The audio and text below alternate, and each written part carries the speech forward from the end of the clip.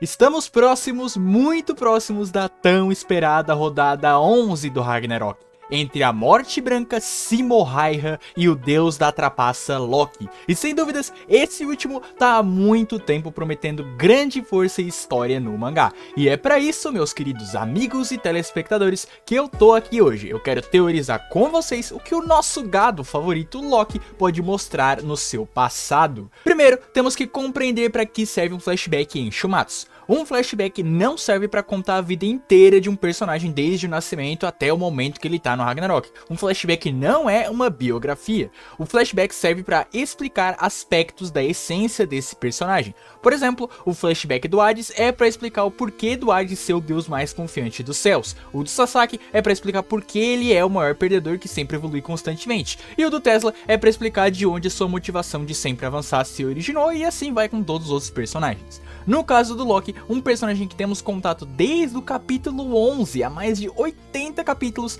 quais os principais traços de sua personalidade? Primeiro, o seu orgulho por ser um deus, e segundo, o seu amor passional pela Brunhilde. E eu acredito que esses dois serão os aspectos principais a serem explicados no seu flashback, que se passará ali nos milenares tempos, um pouco depois da Brunhilde ter sido criada, o que podemos calcular ser mais ou menos uns 7 milhões de anos atrás, ali no começo da humanidade, quando Brunhilde e também o Loki eram dois jovens deuses. E antes de eu explicar detalhadamente a minha teoria, por favor considere dar like e hypar o vídeo se estiver no celular, para apoiar mais conteúdos como esse aqui no canal, tá ligado? E além disso, o canal tá na corrida pelos 4.000 inscritos, e acredito que com o seu apoio a gente pode bater essa meta incrível até o final de fevereiro. Então por favor, considere se inscrever para apoiar o canal rumo aos 4.000 inscritos. Agora que você já tá inscrito, né, vamos voltar para a teoria e se focar no primeiro ponto, o orgulho de Loki por ser um deus. Essa é uma característica razoavelmente comum dentro dos deuses até então. Então, se essa teoria tiver alguma falha, eu diria que sem dúvidas essa aqui seria a maior delas, né? Seria mais possível de ser uma falha, será aqui. Mas também, sem dúvidas, o Loki é um dos deuses mais orgulhosos, né? Pela sua característica divina no mangá, ele é um dos mais orgulhosos por ser um deus. Quando o Poseidon morre, ele é um dos caras com mais reação ali, com a reação mais absurda. Quando o Hércules morre, ele também demonstra raiva. Quando o Buda trai os deuses, ele também é um dos mais enfurecidos. E quando o Hades morre, ele é um dos deuses que o Beelzebub comenta, e o mangá demonstra por meio da frase do Bel, não serem capazes de controlar o seu sentimento de destruição. E é aqui que eu vou me inspirar na teoria do meu mano Dubs, aqui o canal do YouTube Operação Dublagem. A teoria dele sobre o flashback do Loki, que eu vou deixar aí nos cards pra vocês. Na visão dele, e que eu concordo totalmente, vai ser base aqui sustentar da minha teoria, o Loki não começou como um deus, assim como na mitologia, onde apesar de ser irmão do Odin na mitologia, né, ele é filho dos gigantes Farbante e Laufey. E em Shumatsu mesmo, ele não é o filho de Odin, né, como ficou no imaginário popular o Loki ser filho de Odin pelos filmes e quadrinhos da Marvel. No Shumatsu, ele é o sobrinho do Odin, podendo muito bem ser alguém adotado. Sim, a minha teoria é que Loki é um gigante, mais especificamente um Jotun, a raça de gigantes que a gente vê invadir lá Asgard no flashback do Thor, mas se tornou um deus, né, ao ser adotado pelo Odin. Aqui eu duvido que a relação dele com o Thor vai ser muito grande, então eu duvido que o Loki seja, sei lá, um Jotun ali que sobreviveu ali do ataque do Thor, acho muito difícil. O Loki demonstrou ter mais características e conexões com o Odin, né, e não com o Thor. E apesar do Odin ser sim um velho bem do filho da puta que quer destruir todos os deuses, ele pode ter decidido adotar o Jotun, que no futuro vai ser o Loki, e transformar ele em um deus. E sim, Loki pode ser transformado em um deus, se tornar um deus é possível em Shumatsu, como a gente vê, né, vocês devem se lembrar, com o Hércules, o Buda e até mesmo com o Prometheus, que é um titã, mas também é um deus, né? Isso é descrito no mangá de Gods Apocalypse. Por ter sido tirado do que o Loki veria como uma miséria, né? Porque lembrem-se, né? Os deuses ali no momento do flashback do Thor, por exemplo, eles viviam em um local pacífico, um local protegido, diferente dos Jotuns que viviam fora das muralhas, provavelmente em um local ali mais miserável. O Loki veria, né, que ele foi tirado da miséria e colocado entre, né, do lado dos maiores deuses do Valhalla, ali em Asgard, né?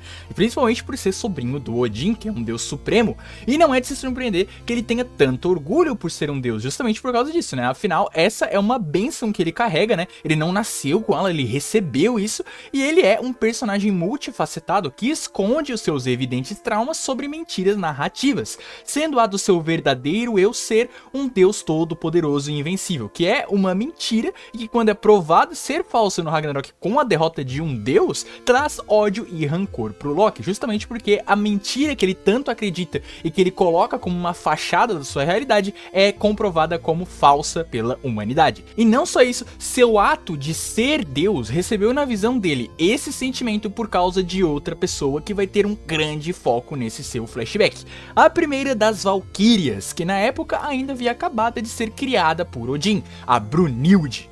Sim, minha teoria é que Loki e Brunhilde são amigos de infância. Ambos se conheceram muito jovens e cresceram juntos, e foi o seu relacionamento com Brunhilde como amigo que deu ao Loki, ou enfatizou ainda mais, a sua visão de orgulho divino. Isso pois vale lembrar que a Brunhilde não é uma deusa, então certamente a amizade deles não deveria ser algo comum, e possivelmente não deveria ser aprovada, né, pela maioria dos deuses. Então a Brunhilde dizer ao Loki o quão sortudo ele era por ser um deus e não uma valquíria como ela, é uma semideusa, seria razoavelmente comum na conversa dos dois. E o ato da Brunhilde dar valor a isso, dar valor a ser um deus, né, e portanto dar valor à faceta de deus que o Loki carrega, amplifica o sentimento de orgulho do Loki por pertencer a essa raça.